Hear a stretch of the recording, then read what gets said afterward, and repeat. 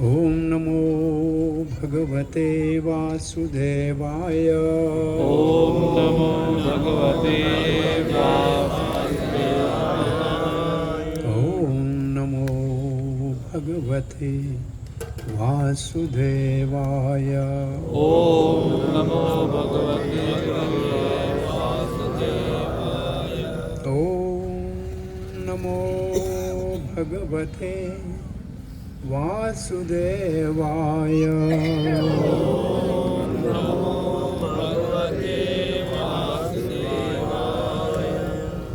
हरे कृष्ण कृष्ण कृष्ण कृष्ण हरे हरे कृष्ण कृष्ण हरे हरे हरे राम हरे राम राम राम हरे हरे राम राम हरे हरे। ये 14 का आदि शदानी संप्रदाय के प्रवर्तक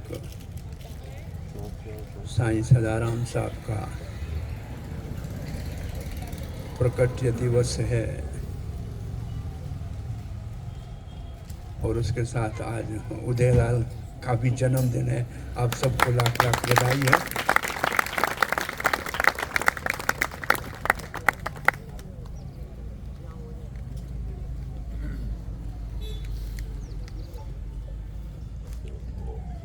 नेपाल में जहाँ से हमारे प्रिय संत अब राम बालक दास जी, राम के बालक दास वारा क्षेत्र का वर्णन कर रहे थे। वहाँ जनकपुर भी है जहाँ सीताराम का विवाह हुआ है। सीताराम के विवाह का मंडप भी वहाँ नेपाल में है। इन्होंने जो 3 बातें कही बड़ी अच्छी। संतों की वाणी में ओज होना चाहिए, साधक के जीवन में खोज होना चाहिए और साधु के जीवन में मौज होना चाहिए। ये बात हमको याद आ रहा है। एक बार हम जनकपुर गए थे। वहाँ के महंत जो वहाँ विराजमान हैं, अभी भी है, अब उनका एक उत्तराधिकारी भी साथ में रहता है। वो हमको कहने लगे उस दिन, बोला मंदिर का गेट बड़ा होना चाहिए, मंदिर का गेट बड़ा होना चाहिए, नगर का सेठ बड़ा होना चाहिए और साधु का पेट बड़ा होना चाहिए।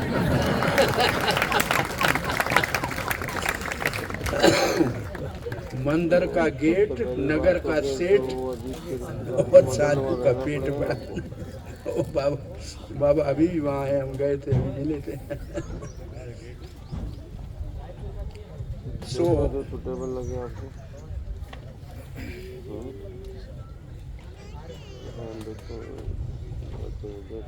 आज की इस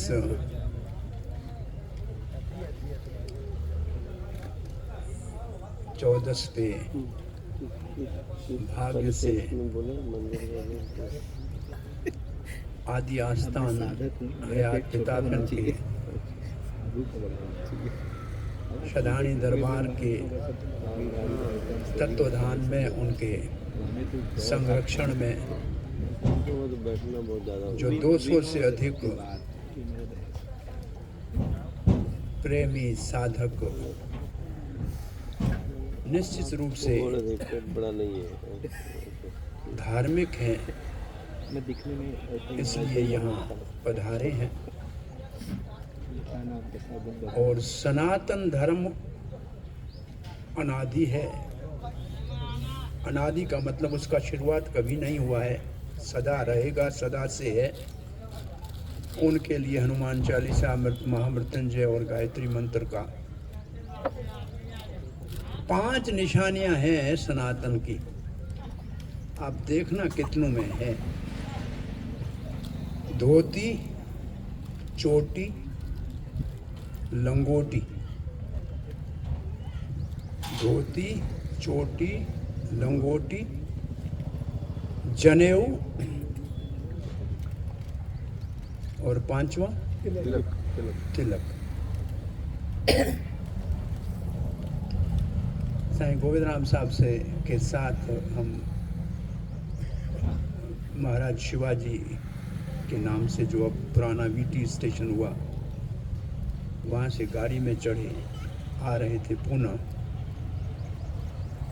साईं जी ने मुझे कहा, शर्मा ये भारतवर्ष है, देखो इस पूरी गाड़ी में हम 2 ही धोती वाले हैं।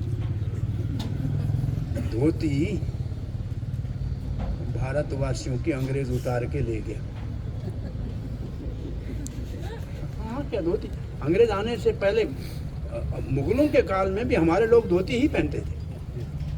तब दूसरे वही हंसने की बात है, नाराज कोई नहीं हो। के महाराज रणजीत सिंह का जो एक सेनापति था,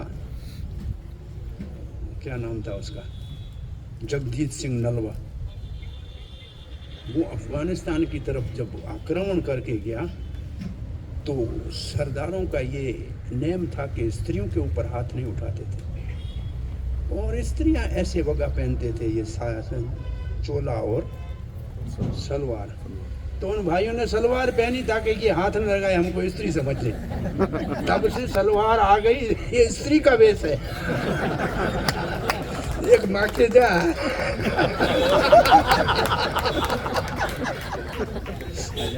ये सच्ची घटना है, मैं कह रहा हूँ। पजामा नहीं है, सलवार है ना वो। पजामा पजामे के ऊपर बात आती है, यहाँ आज शिक्षा देनी है तो क्यों फिर वहाँ से सलवार पहन ली, अब तो स्त्री लग रहा है। जैसे हमारा रामदेव जी एक दिन सलवार पहन के भाग आता था। बाबा रामदेव। ये सुरक्षा अच्छा साधन है। अब पजामा जब कह रहा है तो मेरे को पजामे पे साधु की मौज होनी चाहिए। मौज में पजामे की खोज में।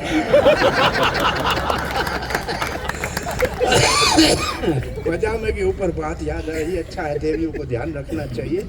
घर में एक दूसरे से कम्युनिकेशन गैप नहीं होना चाहिए, मतलब मिलन जुलन में दूरी नहीं होनी चाहिए। एक स्कूल का टीचर था, मास्टर साहब को स्कूल में जाना था जल्दी, क्योंकि इंस्पेक्शन होना था। तो उसने नया पजामा सिलवाया बाजार से, जल्दी में सिलवाया, पजामा 4 उंगल लंबा हो गया। तो उसने अपनी पत्नी को कहा 4 उंगल काट के इसको सीव देना, कल सुबह सवेरे स्कूल जाना है। उसने बोला मैं आज जाऊंगी, पार्टी है हमारी, मैं नहीं कर सकती, आप अपनी बहू को बोल दो। उसने कहा बेटी तुम भी हमारे घर आई हो, बहू हो, बेटी के समान हो, 4 उंगल काट देना। बोला पिताजी मैं सेवा जरूर करती, लेकिन आज बच्चों का होमवर्क कराना है, आज मैं नहीं कर पाती, बेटी को बोल दो। ये बेटी आप एक काम करो, गुजरी 4 उंगल काट देना, कल स्कूल जाना है।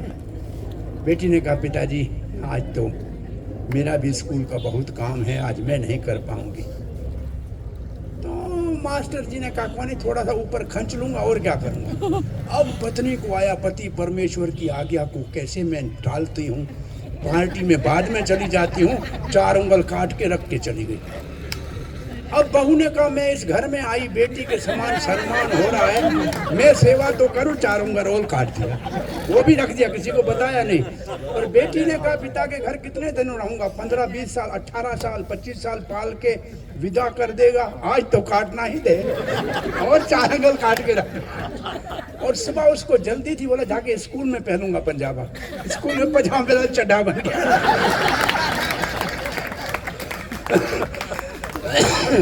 सो घर परिवार में मिलजुल के रहना चाहिए। काम सब करते हैं लेकिन बताते किसी को नहीं। सो ये सावधानी बहुत जरूरी है, बहुत आवश्यक है। आपस में मेल जोल अधिक होना, ये सबसे बड़ा अभाव आजकल समाज में है। देखिए इस जीवन में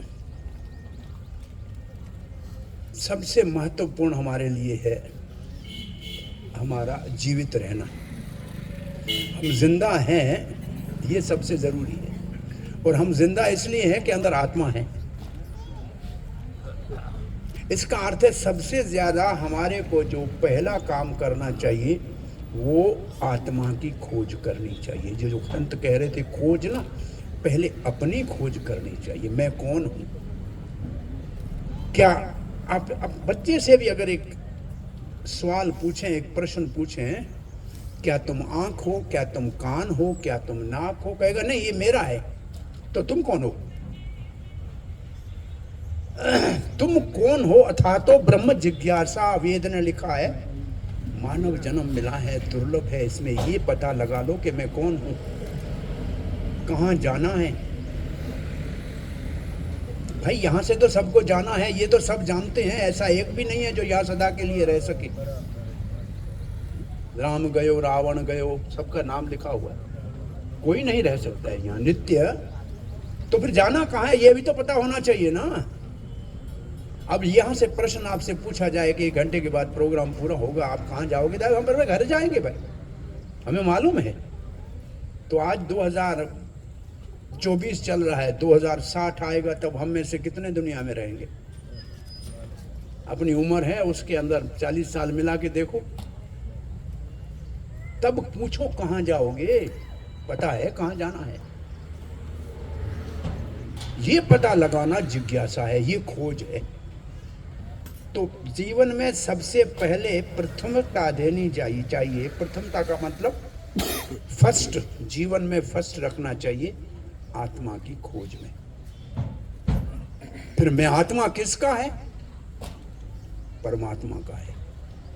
तो परमात्मा की खोज दूसरा स्तर है।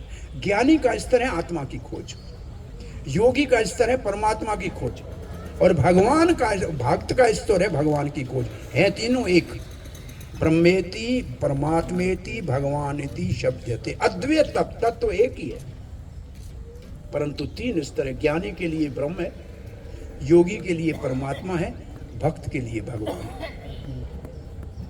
तो पहला जिंदगी में आत्मा के चिंतन का समय निकालना चाहिए।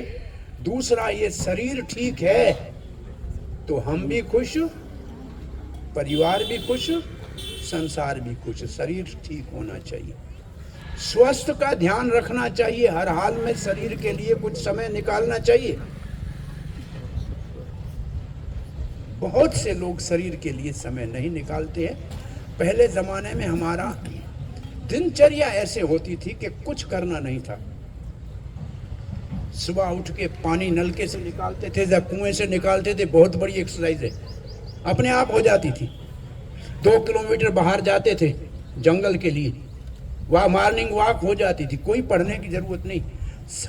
1960 में यही सब हमारी जिम थी, कोई और करना नहीं। आटा पीस लिया, बड़ा स्वस्थ था। स्त्री के लिए दही का मंथन कर लिया, बहुत बड़ा अपने आप में योग था, कुछ करना नहीं था। लेकिन अब ये सब समाप्त हो गया। तो स्वस्थ के लिए समय, सेहत ला टाइम कढण तमाम जरूरी है। तीसरे नंबर पे परिवार है, उसको टाइम अवश्य देना चाहिए, क्वालिटी टाइम देना चाहिए परिवार को। और चौथा है पैसा कमाना, क्योंकि उससे बाकी काम चलेगा। हमने क्या किया? हमने उल्टा कर दिया।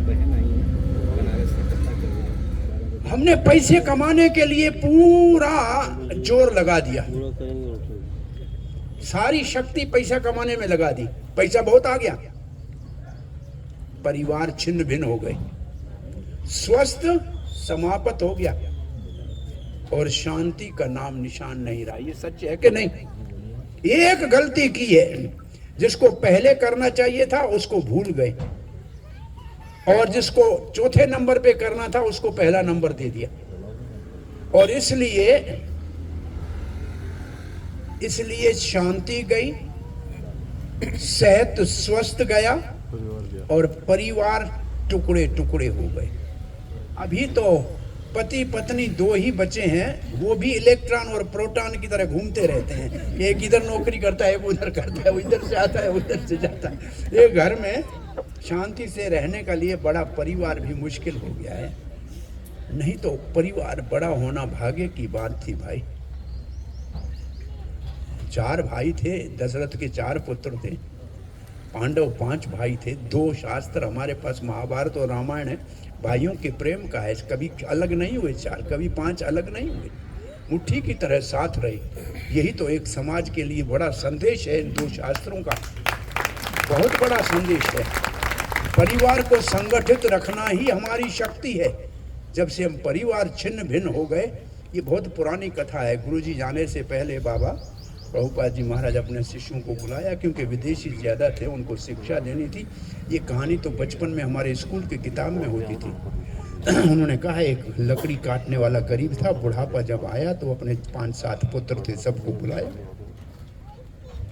कहा कि मैं आपको शिक्षा देना चाहता हूँ। उसने 15-20 लकड़ी जो लाते थे ऐसे बंधी हुई थी, पूरी लकड़ी की भरी, बोला इसको काट के दिखाओ। तो सबने प्रयास किया तो टुकड़े हुए नहीं। फिर कहा एक लकड़ी सबको दी, इसको काटो, सबने काट दी। बोला ये शिक्षा देता हूँ बेटा, अगर साथ रहोगे तो कोई काट नहीं पाएगा, और छिन्न भिन्न हो गए तो कट जाओगे। साथ रहोगे तो सुरक्षित रहोगे, अकेले हो गए तो छिन्न भिन्न हो जाओगे। ये बहुत बड़ा संदेश। ये संदेश युधिष्ठिर महाराज ने जब वनवास के समय काम्य वन में रहे थे, तो दुर्योधन उनको जलाने के लिए वहाँ पिकनिक पार्टी करने के लिए आया, और पूरियाँ और पकोड़े और मालपुए तरने लगा, और पंखे से हवा भीमसेन की नासिका में जाए ऐसे करने लगा ताकि उनको तकलीफ हो, क्योंकि वो तो वनवास में रहते तो वन का फल फूल खाते थे। अब खुशबू आ रही है। तो उस वक्त गंधर्व अर्जुन का मित्र है चित्ररथ, उसने दुर्योधन को बंदी बना लिया, उसको कैद कर लिया। दुर्योधन को कर्ण नहीं छुड़ा पाया। यह समाचार युधिष्ठिर महाराज के पास आया। युधिष्ठिर महाराज ने कहा अर्जुन सुनो, अपने परिवार में हम 5 पांडव हैं, 100 कौरव हैं, हमारे अंदर मतभेद हैं, हमारे अंदर कोई आपस में पारिवारिक झगड़ा है, कोई बात नहीं, घर में निपट लेंगे। बाहर का कोई हमारा शत्रु हो तो हम 105 हैं। हम फिर 5 और 100 अलग नहीं है, फिर हम 105 हैं। इस वक्त दुर्योधन हमारे कुरुवंश का राजकुमार है, उसको मुक्त कराना हमारा कर्तव्य है। जाओ अर्जुन। भीमसेन ने कहा मुझे जलाने के लिए आया, मरने दो। भीमसेन ने कहा ठीक है, अच्छा हुआ। लेकिन महाराज युधिष्ठिर ने कहा नहीं, जाना चाहिए। अर्जुन वहां गया तो चित्ररथ अर्जुन का मित्र था। कहा मित्र पार्थ, ये आपको ही तकलीफ दे रहे थे, इसलिए मैंने इसको बंदी बनाया था। बोला इसको छोड़ दो, खोल दो, छोड़ दो इसको। बोला छोड़ दिया। तब दुर्योधन ने कहा अनुज, छोटा भाई है ना अर्जुन, आप को मैं वरदान देता हूं, जो मांग लो, राज चाहिए तो राज ले लो, वनवास खत्म कर देता हूं। अर्जुन ने कहा ये तो निर्णय युधिष्ठिर महाराज लेंगे, हमें कुछ आपसे वर मांगना नहीं है, हम कर्तव्य पालन करके, आप हमारे भाई हैं, आपको छुड़ाने के लिए आए थे। जब युद्ध चल रहा था महाभारत का, दुर्योधन भीष्म पितामह को कहता है पितामह, आपके कारण मेरा मित्र कर्ण युद्ध में नहीं है, और कर्ण होता तो मेरे को ये दिन नहीं देखने पड़ते। मेरे भाई रोज गाजर मूली की तरह काट रहा है भीम। 100 बेटे मेरे भाई थे, 5-7 बच्चे थे। आप पांडवों से एक भी नहीं मरा, आपने किसी को नहीं मारा। आप महारथी अतिरथी भीष्म पितामह है, 300 साल से इस धरती के ऊपर कोई युद्ध नहीं आपने हारा है। क्षत्रिय था भीष्म पितामह को, क्षत्रिय का जो जोश था वो ऊपर आया। बोला ये 5 बाण है कल पांडवों के लिए। दुर्योधन का मेरे को दो पितामह, मैं इसको संभाल के रखता हूं, कल आपको सुबह युद्ध के समय दे दूंगा। दुर्योधन को दे दिया। रात को 4 बजे कृष्ण कहता है उठो अर्जुन।